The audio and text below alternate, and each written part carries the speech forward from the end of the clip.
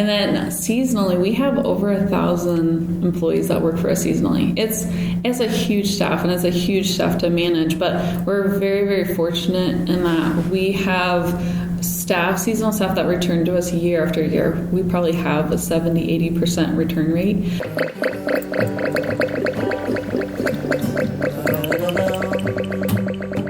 Hello, my name is Ria Windcaller, and I am the producer and cider MC of this weekly podcast, where we speak with makers, cider enthusiasts, and folks within the cider trade from around the world. Hip, hip, hooray! Did you notice that coming into this here episode 359 that Kelsey Donovan said 1,000 employees, and I want you to note right now that that's 1,000 employees, not for a full year, but for 2 months of the year, when Vala's, which is a pumpkin patch, an amusement park, and a cidery, is open for business. The rest of the 10 months of the year, it is closed to the public. And that's the business model that we're going to be talking about this week on Cider Chat, along with their really delicious ciders, all from Nebraska. That'll be coming up shortly. But first, a wee bit of news from out and about in Ciderville. This episode is rolling out in March, and right now it is apple harvest season in the Southern Hemisphere. So everybody's like, what? What's Ria talking about? I'm talking about Australia. I'm talking New Zealand, Latin America, parts of Africa. It is apple harvest time, and that will begin in March. It's probably already started a bit in February and go into April, which is really nice to kind of wrap your head around. I mean, holy smokes, there's like apple harvesting going on year round.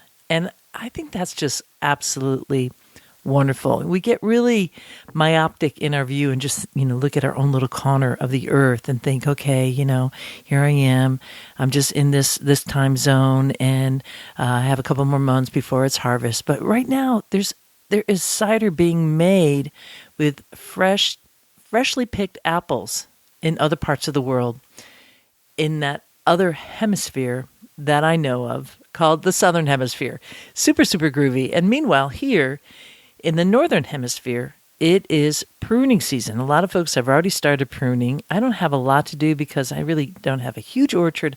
I have the primary parts of an orchard, which is a couple apple trees, volunteer apple trees, which are the oldest ones on the property that I have here, because where I live was at one time a farm where there was a lot of cattle being raised, maybe some milk cows, I think primarily beef cows, and on a very sandy soil, yet these cows were here for about 80 years, and as such, you just dig into the soil and it's really black, beautiful soil. And as such, being around a farm and maybe somebody throwing on an apple here or there, there's these little pippins that I've been trying to rescue. I already lost one to a little bit of age and proximity to the road, but working with some neighbors across the street who have some trees, I kind of pruning those. And I have this one apple tree in my yard that is finally out from under a huge canopy of one being a big old conifer, a big eastern white pine was towering over it for years, and that pine came down.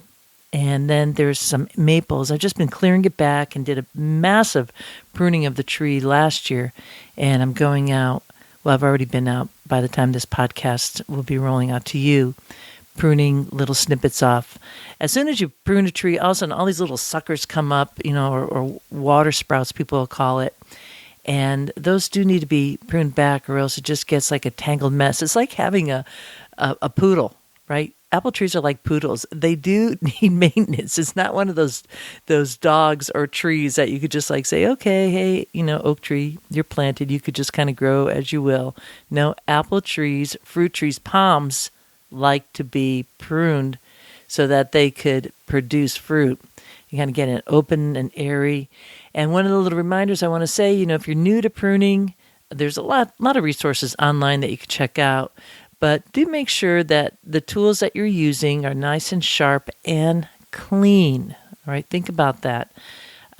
Clean your tools. You could use some like rubbing alcohol. Shoot, I have so much alcohol around my special spot of Ciderville, isn't it? Some that I just am not drinking, and so I'll just kind of use a little bit of vodka on the pruning shears that I'm using for tinctures and things like that. So you want to like wipe in between, especially if you're going from like tree to tree. Keep those tools clean. It's just a good thing to remember. Also, this is a time to like get that graft going. Certainly in my special spot of Ciderville, we've had a very, very warm winter, and that could change. We could get a 24 inches, almost like a meter of snow, like popping down in the middle of March. It has happened. It might like be around for a few days and then gone, but it does happen. So this makes it a really great time to be grafting. So you collected your scion wood, hopefully a little bit earlier this year, around February, January, depending on where you live. You've kept that cold, that scion, and now you want to get it onto your rootstock or perhaps onto your trees.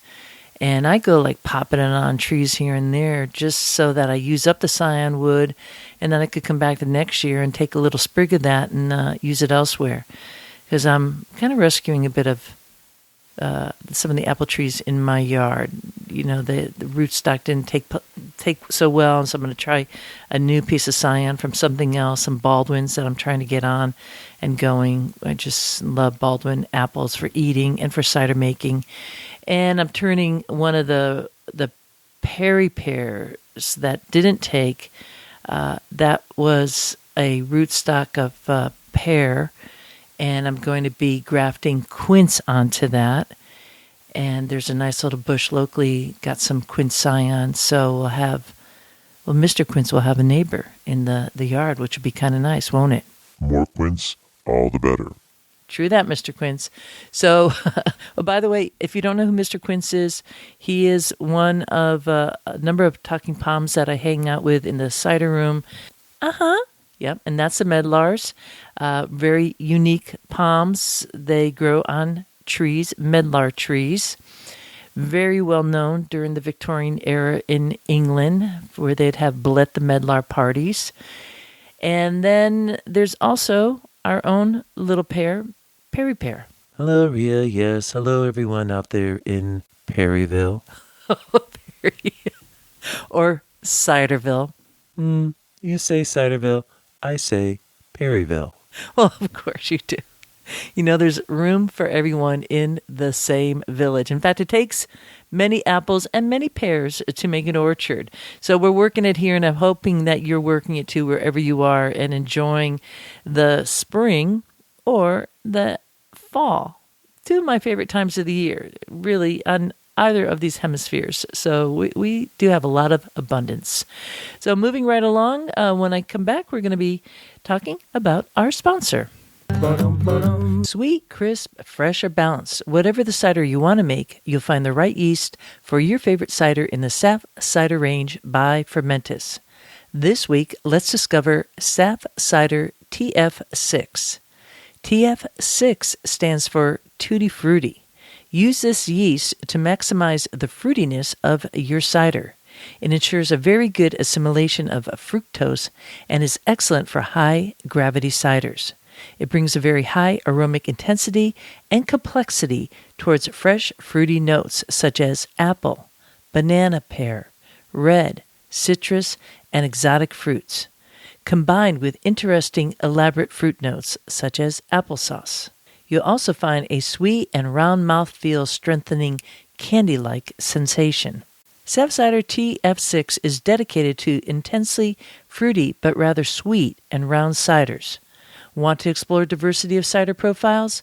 Discover it through the selection of yeast strains visiting the website fermentis.com. Now, I have to admit, I do like sweet ciders. I am a big fan, absolutely, of dry cider. But a well-balanced sweet cider, there's a time for it. There is a perfect time for it. And, I do have a little bit of a sweet tooth, I will confess. So there is a yeast for every palate and also a yeast for every cider. Check it all out at fermentus.com.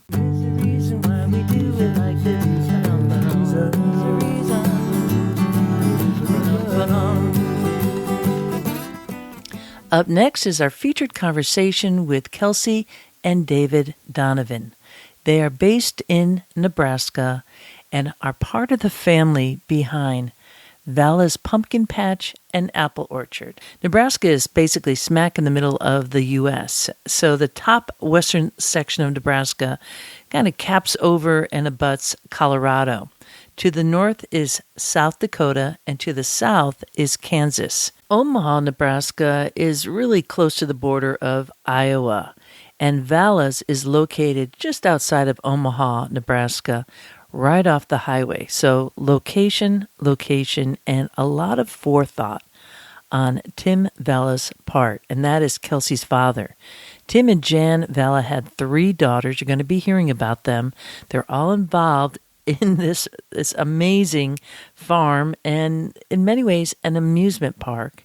So we'll hear about all those pieces as it gets put together.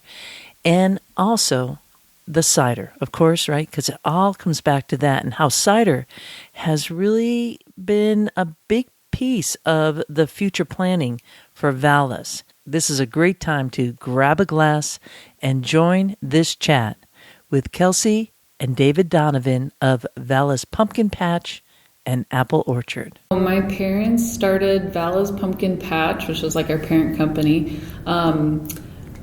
It's going to be 39 years in the fall, this coming fall season. So, long time ago, my dad started Pick Your Own Strawberry Farm, and that's how the whole thing started. And he grew pumpkins one year, and he grew too many to take to the farmer's market. So he started inviting people out to our farm for them to pick their own pumpkins.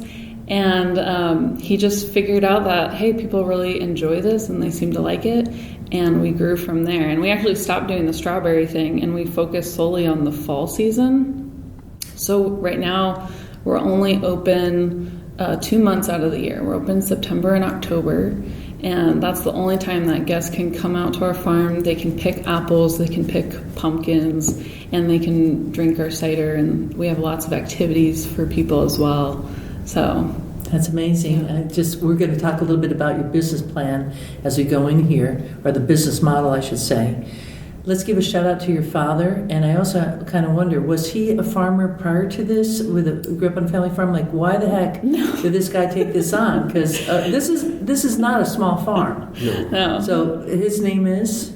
Tim Vala is his name. And he had no farming background. He was a history teacher for a short time. He was a bread delivery driver for a short time.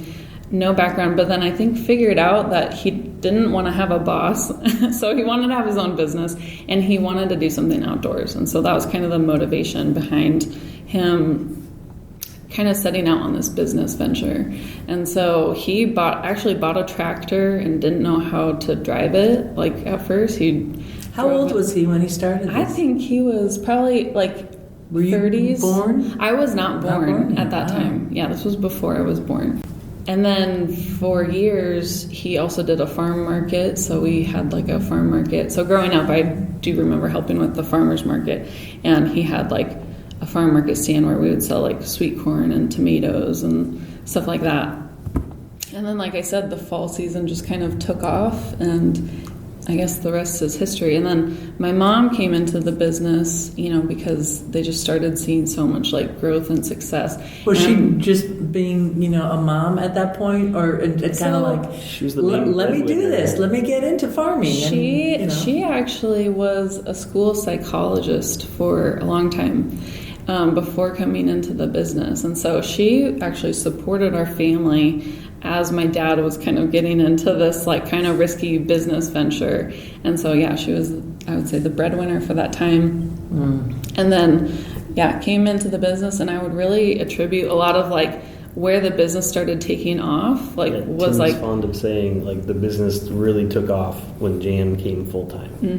Yeah, and that was a big decision for her to, quit a job that she really loved. She loved doing what she did, and then to like come and decide to like help the family business. So a credit to both of my parents. I mean, man, like it was a risk for sure with this young family. Yeah, and they have. Now it's kind of like a little empire, like your own little Disneyland. I know I'm getting ahead of myself, but that's how excited I am talking about this. It's just incredible. So your parents, Tim and Jan Vala, Yeah, they then started having you and your sisters once they had the farm, or yeah. So well, I have two older sisters, and so they were born right around the time my dad was starting the farm, I think so.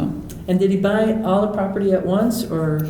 No, the first bit of property was like rent with an option to buy, and it was like 40 or 50 acres, something like that. And then we started like buying up, more farmland around us and more farmland, and now we're about 450 acres that we have. And so I think, my dad in a lot of ways is a visionary, and he knew that like we needed as soon as any farmland came up around us, like we really need to buy that. Like we need to position ourselves where we can financially make that work, because It's extremely fortunate. Like Tim will say that, some farmers, they'll farm all their life and never get a chance to actually own the property. And so that we're able to get one and then to get several adjacent ones.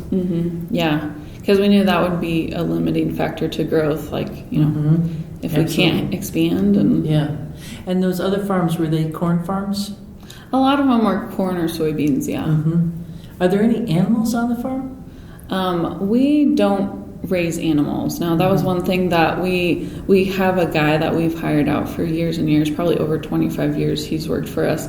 And he takes care of, he has like an animal business, and so he takes care of all the animals. He, in the summertime, he does other pony rides at other places with his animals and stuff. And then the fall season, he comes and he does, we have like a petting zoo, pony rides, and then he also does our Bunnyville, and then he also does our pig races for us. So that's like a show where you watch pigs race around on a track. So we don't actually. I've done that. That's a lot of fun. Yeah. I like those little, and we're talking little pigs here. If listeners out there in Ciderville never saw a pig race, it's kind of set up a little track, and these are tiny little pigs, right? Yeah. Is that true? Or yeah, they're little. Okay, they're small right. little pigs, and they go around on a track, and then kids get a root for which one they want to win. Yeah. And it's a lot of fun. So he's been doing that. It's been over 25 years that we've had pig races going on. Well, that's a big attraction right there, no doubt. How many acres of the farm is dedicated to apples?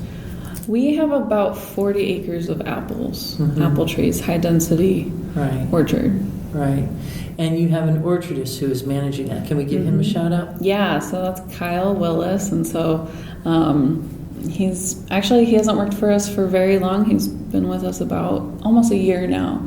And so, but, he had some background in grapes and, cherries, all kinds of stuff. And so he's come on and he's fit in really well with our team and our culture, and has done an excellent job. So we're really happy with him.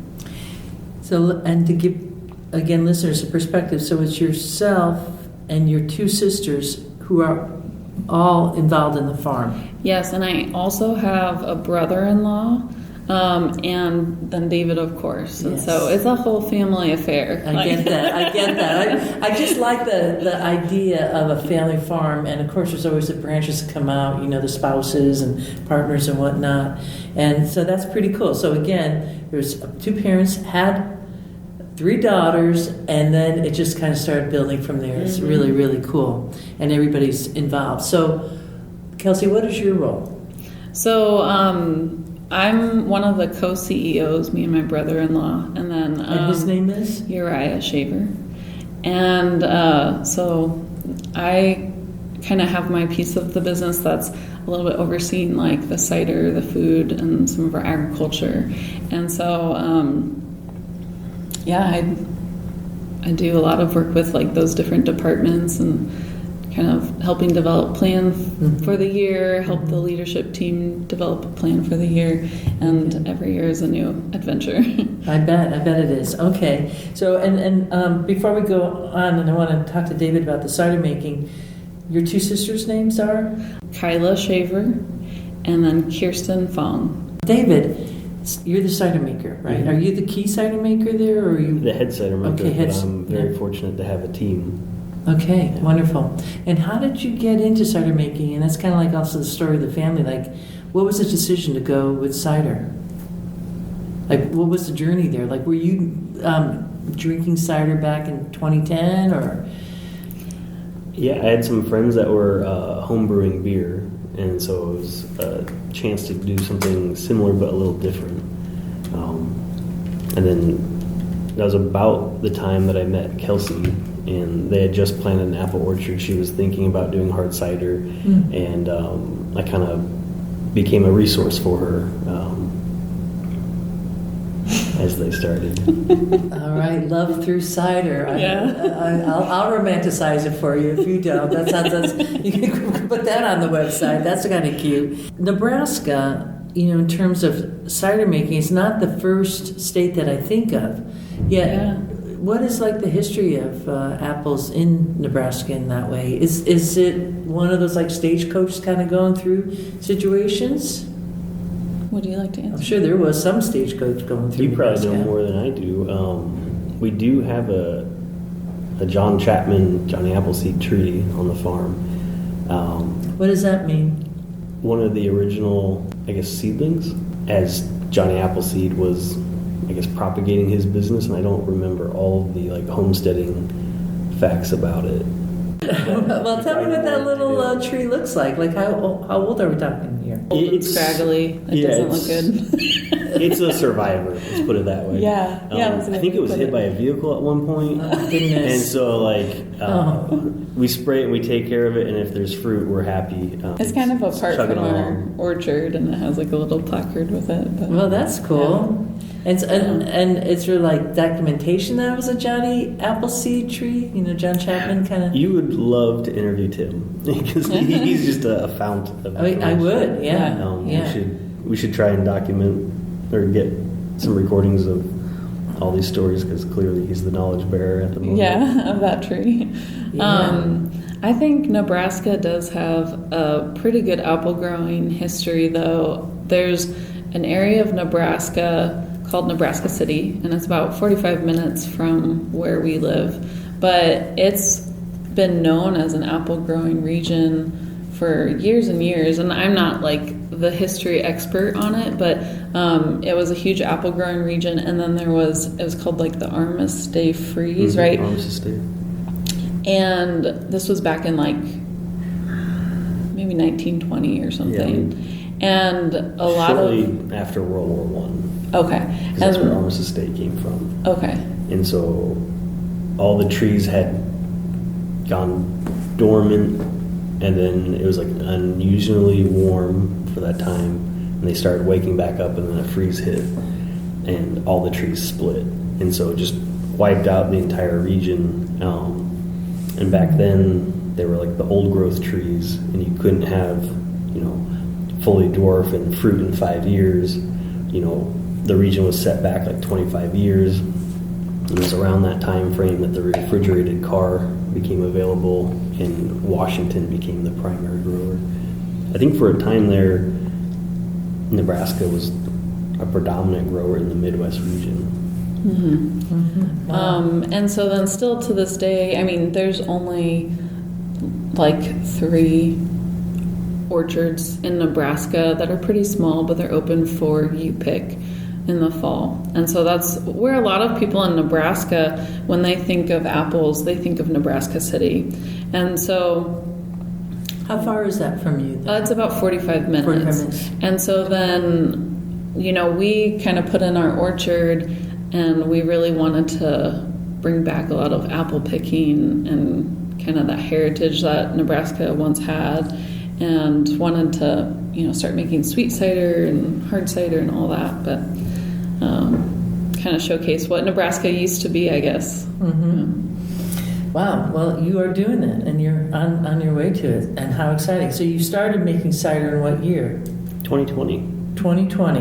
Yeah. So we're 2 years in on it, but you've been obviously doing test batches. How did you learn cider making? Kind of fell into it, and then we took a CINA course where we learned a lot more of the finer details. And That's the Cider Institute of North America. yeah. Yeah, so I think both of us had we both started home brewing separately, and then when we met each other and started dating, we started home brewing together, and we have some pretty good homebrew stories of mistakes that we made that were well, glad we made this mistake on a small scale, but that really kind of helped us. And then I feel like CINA and taking those CINA courses really helped kick us off into okay, how can we really start making this serious and grow it a bit more? What's the science behind it all? And I think that really helped us take things off more. So CINA allowed you to move from brewing to actually fermenting. Yeah, I would say it's two different areas. Beer brewing is beer brewing. Yeah. And cider making is fermenting. Yeah. Both ferment, but they don't brew. Yeah. So. Cool. Very cool. So you started in 2020. You have 40 acres of apples, but before we move in there, I do need to talk about this business model, and I want listeners to get this. So this is this farm, 450 acres, and you're open 2 months a year.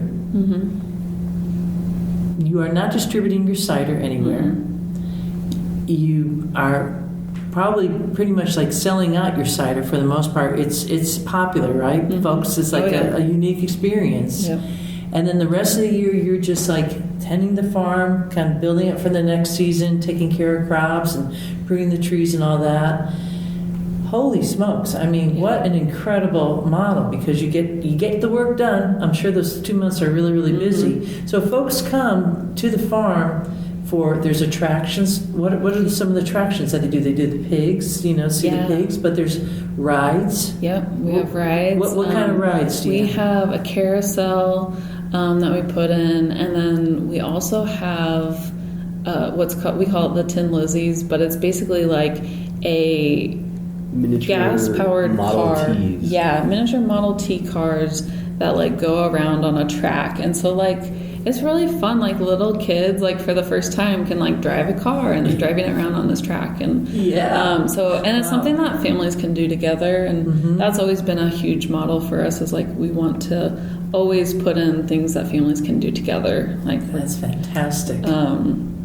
And so even with the hard cider, it's we have hard cider, but we're really big on sweet cider too. The kids love that fresh sweet cider.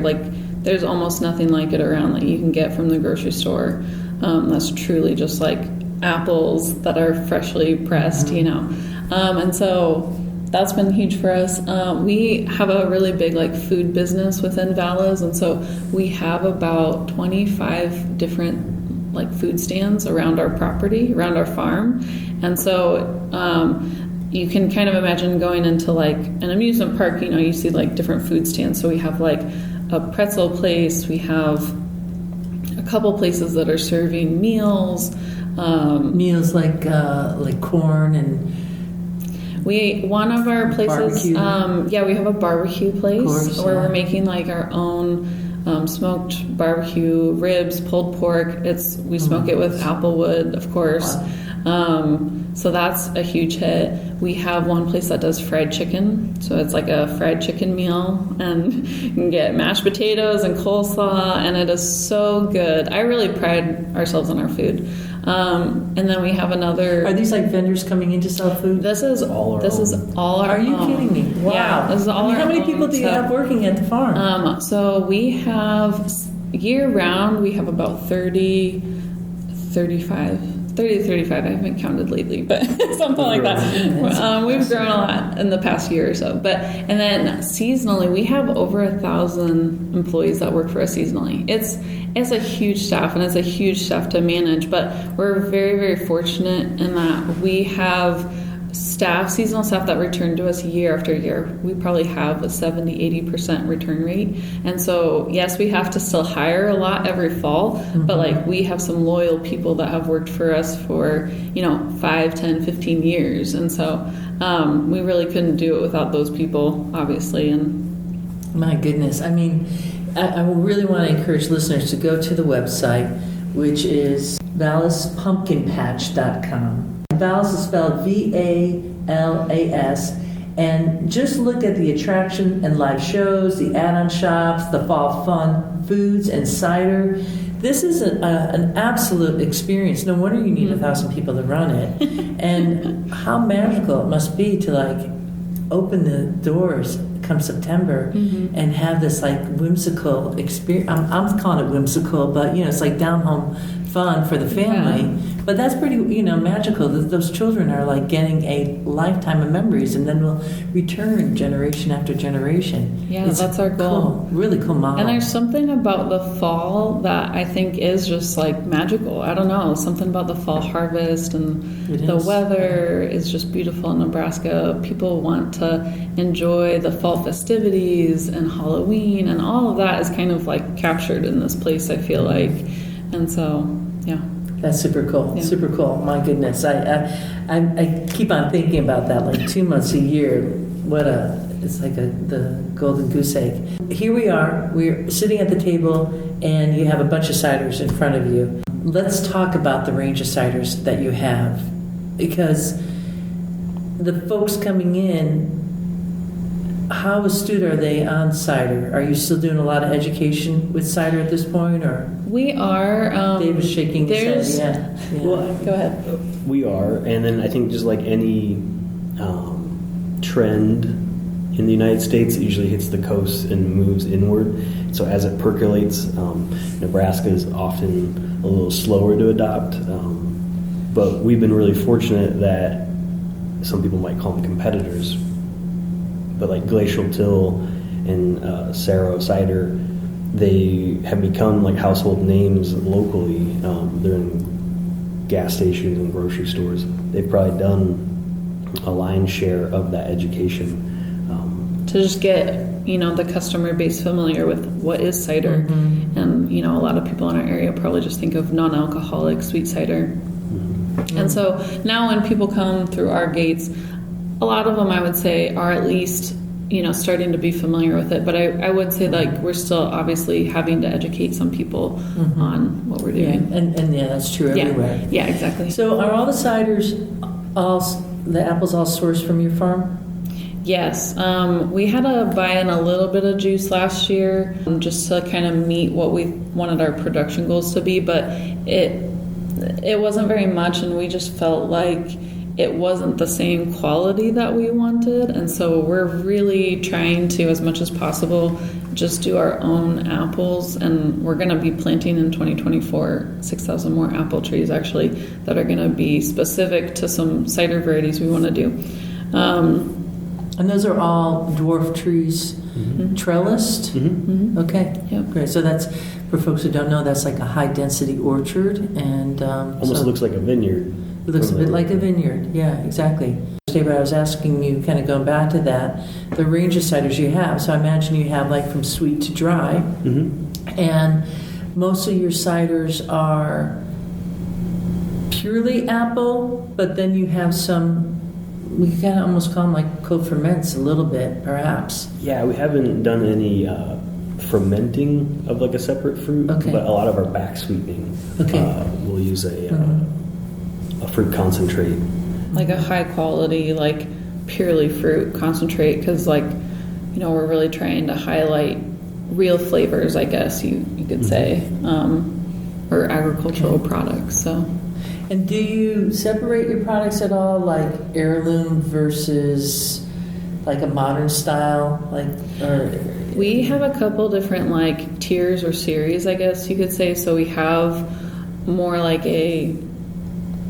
Like our orchard core- series. We have an orchard series, and the orchard series is anything that highlights a specific apple. So we've done the Gold Rush Dry, obviously. We've done a Harvest Honey Crisp, and then this coming year, for the first time, we'll have an heirloom blend. Like, we finally got enough heirloom fruit that we could do like a separate fermentation, and we haven't named that or anything. It's still fermenting right now, but that's whenever we can kind of like highlight the apple itself. Or we did this past year we also did a spontaneous ferment one that we back sweetened with some honey, and I gave a sample to our orchard crew, and he's one of our orchard guys, Jose. He smelled it and he was like, "This smells like Vala's orchard," and I was like, "That's it. That's awesome. Like, Yeah, it is. That's what we want." That's exactly what you want. And so that was pretty cool. So that's our orchard series, and then we have a core series, we call it, and that's like stuff that we try to have always bottled and always on tap for a guest when they come in the farm. So it'd be like Nebraska Classic, which we have here today, Nebraska Dry. We have a Cherry Fizz, Tractor Jam, which is kind of a homage to my dad having a strawberry farm. That's a strawberry flavored cider. So we have some of those. That's cool. Yeah, and then we have a barrel series. So that's anything barrel aged. Are the barrels? So this one, we have a bottle here called Amaze Gin Grape Barrel Aged Cider, and it's 8% ABV. Was that in a gin barrel? Yeah. Okay. Aged about 6 months. Okay. And so are you doing a range of barrels? Yeah. Some bourbons, some rye, some rum, tequila, and Sweet. gin. And there was a port and a Chardonnay, I think, that we also got. Very nice. Nice. Cool. So we have the barrel aged cider here, and then what Kelsey was mentioning, the Nebraska Classic Cider. This label here has, is there a particular apple on there? Do you know? That the one reason? is Empire, I believe. An Empire, okay. And this is our standard semi-sweet craft cider made with our own orchard apples. And the ABV on this is 6.5. 6.5. And you're using the dry to sweet scale on it. And I want to read the label because I think, it tells you a lot about the cidery, and what kind of info's there. So it says, this Nebraska Classic Craft Apple Cider is made with wholesome apples with good morals and values. They just say no to apple juice concentrates and want to have a clean, fun, good time from orchard to bottle. I think that's really cute. Yeah, sorry, that was like a really funny one. Then. I think that's really damn cute. Well, there you go. And from the dry to the sweet scale, it's right in the middle. So really, really nice. A really pretty label. And then we have the Witch's Brew. And let's talk a little bit about that one. So the Witch's Brew, that's part of, we have a Spellbound series as well, is what I call it. Oh, cool. So we have a couple of different products kind of within that series as well. But that is just basically our standard craft cider, but then we back sweeten it with some black currants. And it's so funny because I always knew I wanted to do a black currant cider, and I just knew that I liked the flavor. The river really inspired us. Yeah. And so I wanted to kind of do our own take on a black currant cider. And I swear, if we called this black currant cider in Nebraska, no one would know what it is. They'd be like, what? I'm not trying that. Not really. But, people just aren't familiar with black currants in the Midwest. And so I was like, well, let's call it something that really kind of fits into our farm. That's kind of themed, kind of a fun theme. And so we decided on Witch's Brew, and it just immediately took off. And it's probably about a third of our sales, all of our sales. Wow. And just on a name change. Yeah, just that name it's sweet different. And tart, and it's that dark purple color. It's and then intriguing. I think it's intriguing too, just because people aren't familiar with black currants, and they're like, "What is this flavor?" And so it's definitely something unique and kind of fun that we do. So, wow, yeah, isn't that something cool? All right, and then we have this Gold Rush Dry. Now, these other ciders we were talking about are in smaller format bottles. And is everything all bottled on site? So no cans, and there's no off-site distribution, right? Correct. If you want Vala's cider, you got to go to Vala's farm. Which, I mean, okay, like think about that right now, right? This is a cidery that's only selling on site 2 months of the year. How many people come through? We have over 300,000 people that come through during the fall season. Wow, Yeah. no wonder you can't let distribute. That's fantastic. Okay, so moving on to this other bottle here. This is a 750 ml, and the apple is Gold Rush Dry. So this is a single varietal cider. Is that true, or is there It's predominantly Gold Rush. Okay, And then in years past, if we were lucky enough to get some heirloom fruit, we'd also throw that in. All right. Yeah, every year I would say this one just changes slightly because it depends on like our crop and our crop yield, obviously, and then whatever other fruit we have available to kind of go in it. And so I think like this past year we pressed a lot of Gold Rush, but then put in a bunch of Franklin cider apples as well. So it's going to be a mixture From the of Franklin tree, so you got some Franklin trees in there, Yeah, huh? yeah. There's a little patent tree that came out a couple of years ago, it seems now, but it's been a little bit longer. Yeah. And We had 4 bins of them 4 bins this year. It was Wow. just like the biggest load Most we've we've ever had. had. Wow. And they're kind of difficult to press. They're very small and dry, and so we have to mix it with other stuff as we're pressing. And so, but we figured it out this year. Well, you certainly Yeah. did. Okay, well, I'm thirsty, so let's try a little bit of this Vala cider. I'm excited. Let's check it out.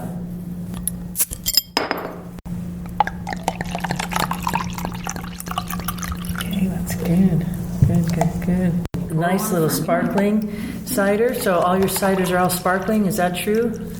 We had one still this year. It was the tequila barrel aged. We called it Reposado. Oh, sweet. Well, cheers, everybody. It's so nice to meet you. The folks who aren't sitting here enjoying the cider right now, so we have these nice little light bubbles coming up, and the color is a really nice kind of like light, a little bit more like golden straw color. I'm smelling out of the glass, we have kind of like a big wide mouth glass, and the apple's just like popping out of there. Really smooth, tasty, refreshing cider. Well, cheers to that. Nice job. It's a little sweeter than I'm used to as a dry. You're using a cultured yeast here. But I bet for a Nebraska palate, they would think, oh, this is really dry. Oh, yeah. So that should be mentioned because I have a totally different palate in that way. But refreshing, this would be so delicious with some barbecued food. Clean, that's the first thing. Clean, and I feel like I'm in the orchard. Gold Rush is such a delightful apple. Do you have a bunch of that? I mean, this is like crunchy. When you taste a cider, it's hard to have like a first impression. My palate's like setting now to it. And as I just took that one cup, I'm going to take another one. I'm getting that tannin now, really light on the upper part of my mouth, and it's kind of drawing down and making me salivate. Not really intense tannin, just a nice amount. And it's almost as if there's like a little bit of like smokiness too in the back of my, the top back part of my mouth. It's like yummy, you feel like if you want a cider, like you could drink the cider. I could drink that whole bottle of cider. I want a cider that I could do that, that I'm not going to be like bored after the first couple sips. Yeah. That's what I'm saying there, like some ciders, I'm a little small glass, and that's it. But this is like really refreshing. It'd be so sweet to have it on the special meals, but I wouldn't mind having that in the middle of summer with a hamburger, but it might be hard for me to get it because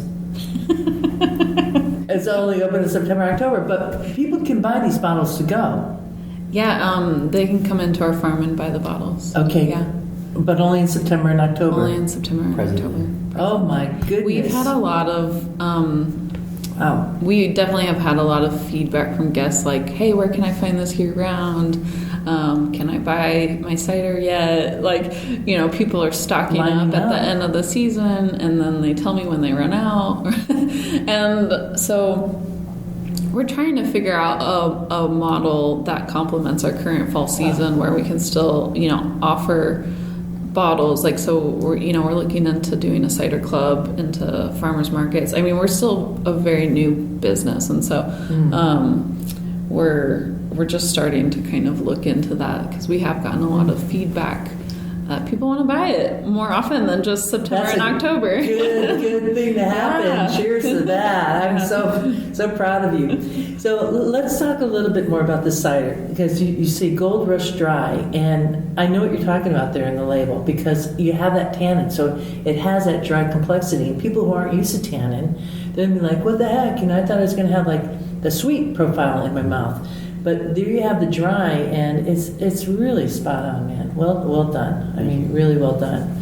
You got to be proud about that. And just sitting here, now that my mouth has actually, reset, I'm like able to drop into it. It's still allowed me to explore, and so I really appreciate that you're doing a complex cider in that way. And wow. I would say one thing that we really strive for with our ciders is to create balance with them. And so, we have some that are drier, we have some that are sweeter, but overall we want things to be really well-rounded and well-balanced. And so this Gold Rush Dry, it's not 100% dry, because when we tasted it, we were like, well, we want it to be something that's also just really easy and enjoyable to drink for people. It's an easy drinking cider. And that has character, but also that balance, that refreshing balance. And so I think we back sweetened it to 1 Brix or something. So it's just a little touch of sweetness that we thought rounded out the flavor. And I think one of David's big strong suits as a cider maker is he has such an excellent palate. And then I have a chef background, and so I think between the two of us, we really feed off of each other in creating a lot of our recipes and our blends, and I think that's really been one of our superpowers together, and a part that we love working together on in the business. It's one of the most enjoyable things to be able to create something together. Absolutely. Well, that is a nice match. What's the 5-year plan here? What are you hoping to do? You're planting all these apple trees. The cider fans, their palate's going to be progressing too, right? So this dry, I imagine we'll probably get another option where we'll actually go drier. You have other suits like that. And so I'm wondering, obviously you are a family that approaches this with vision, and you have a beautiful vision statement too on the website, and I definitely want to refer people there. But overall, for the business model moving forward, you have this set model. It's working good, 2 months. But where do you see the cider going? We're here now at CiderCon, which is the annual trade conference for the American Cider Association. So we get an option to drink a lot of ciders, experience, grow. What are you thinking here? Just kind of full steam ahead as is, or David, do you have anything with the cider making that you're trying to tweak out for yourself and play around with? I think we're always trying to, explore and see what's possible. And then also, I think, like you mentioned, steer palates back to quality and truth in the expression of the apple. And so I think we're, we kind of leaned into it with COVID and still trying to figure it out as we go. Upping our production in a sustainable way.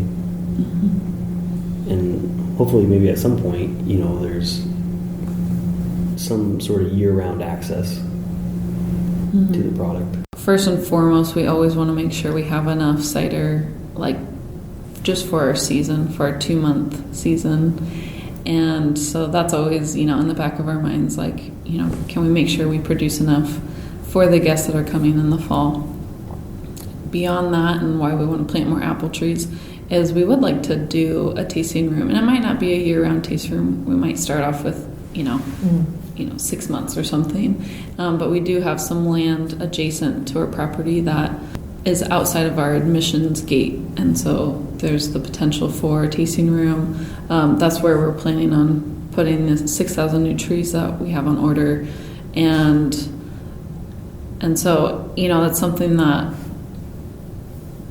people can have a little bit of access to Vala's and our cider beyond, the 2 months that we're open. So I think what's really cool is that you had this farm that's been going on for a while, rocking it, doing the attractions, doing the food, and how cider has now provided this value-added product and a whole other dimension that if you are enterprising people, as I can tell you are, now excites your mind and your palate to say, wow, where can we bring this? And like the apple's like leading you there. Like 2020, you just released these ciders, and we're in 2023, right? Just over the tip into 2023.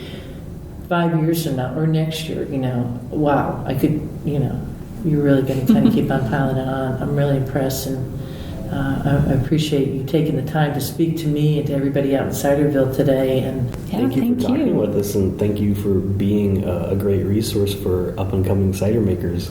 Like yourselves. Yeah, or like we would definitely, on our way to Baltimore, we were listening to your podcast. And yeah. Got some good tips from other cider makers, and it was so Cider Chat was a big part of our learning process. Actually, yeah, I guess I forgot to mention that. Yeah, it's really cool to come full circle. Yeah. Thank you. Cheers to that. Cheers.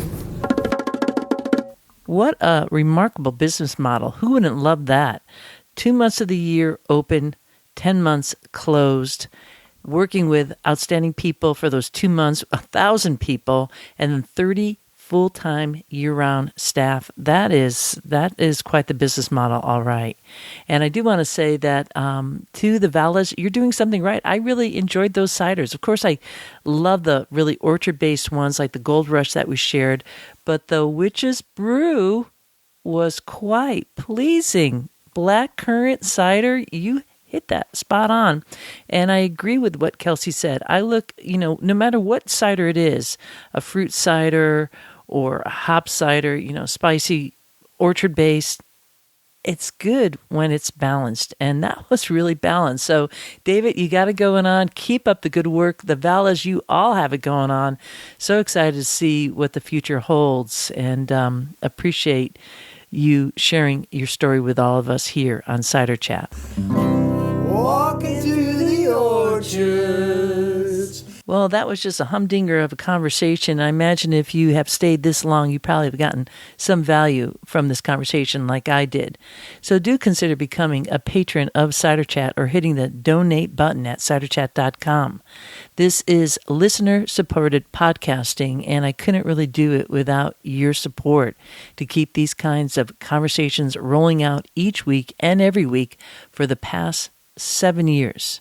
I'm trying to hit up that little bit of level at the Patreon page. I've been doing that for quite a while, and we're still staying below the line. So let's see if we could break the mold and get a little support out there from Ciderville. Just check it out. Google Cider Chat Patreon. It's spelled Patreon. And with that, I leave you here. This is Real Wind Caller signing off for now. Looking forward to seeing you in Ciderville.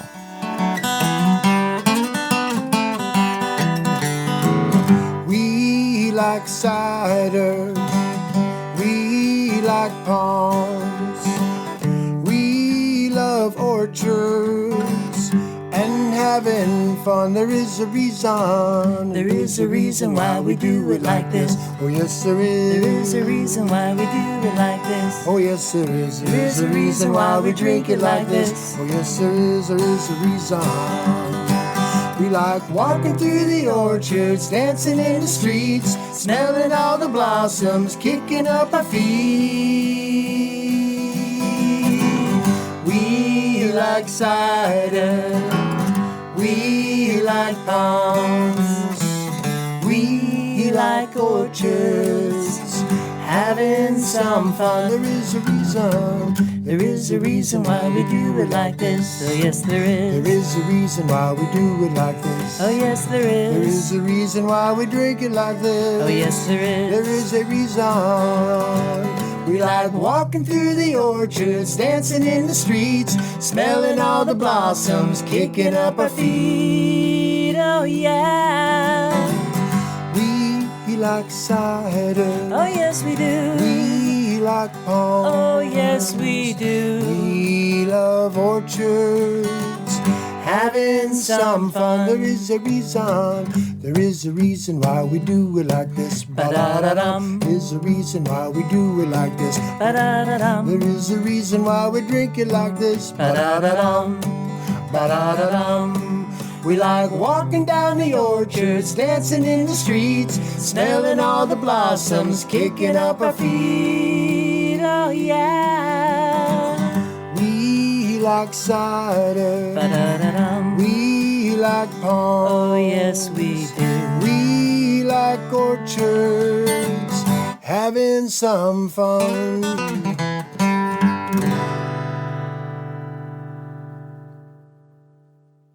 Yeehaw!